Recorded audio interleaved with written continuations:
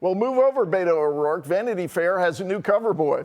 This month's flavor, the legend of Zohran.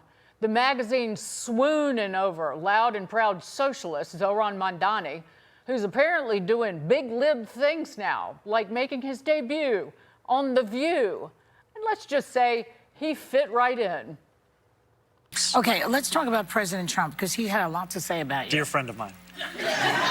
One of the things that I've heard you talk about is making the city affordable for everybody, and that you're going to, put a tax on people who make over $1 million or whatever.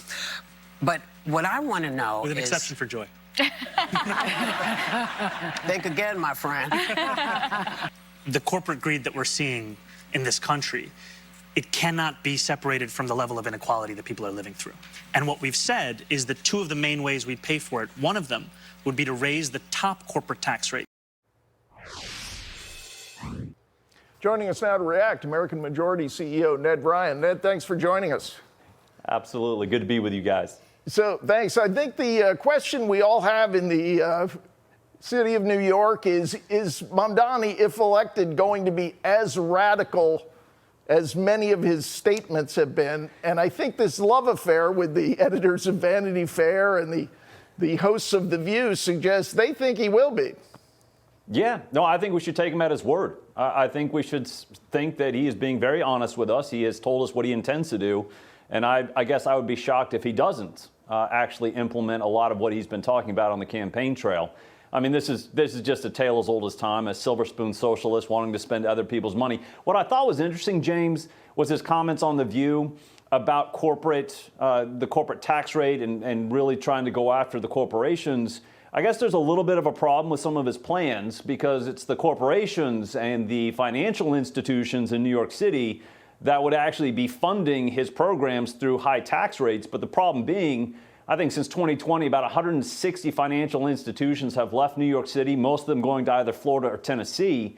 But more importantly, it's the high earners that work for those institutions that have left. I just saw a report from May of this year, 125,000 high-income earners that generate $14 billion a year in income have left New York City, and most of them have gone to Florida. So he can talk about soaking the corporations and the high-income earners. The problem is a lot of them have been leaving, and I think when he starts to implement some of these policies, you'll see an even greater exodus of them. And New York City is already staring at, for several years to come, a $13 billion budget deficit because this city has a tendency to under budget things like rent assistance and public assistance. So, but Ned, he is the template for the Democrat Party in this sense. All these other Democrats, all they can do is talk about President Trump. He really doesn't. You saw the women on The View doing it, but he doesn't. He talks about problems, and he talks about, you might hate them and find them vile and vomitous, but he talks about solutions, even things he doesn't have the power to do, like raise taxes. But he doesn't target President Trump. He just doesn't talk about it. And if they ever pay attention to him, they could use what he's doing as a playbook. Well, it's refreshing in some ways, Dagan, that we actually have an honest socialist among us who's not trying to masquerade as something that he's not. So I think this is going to be a real test for us as a country, with New York City being a microcosm. I think one of the dynamics that President Trump has made very clear recently is that he does not intend to backstop this socialist experiment in New York City. So I think Mamdani is going to find that he's not going to have some of those federal funds that he might have been banking on to backstop some of his very aggressive socialist plans.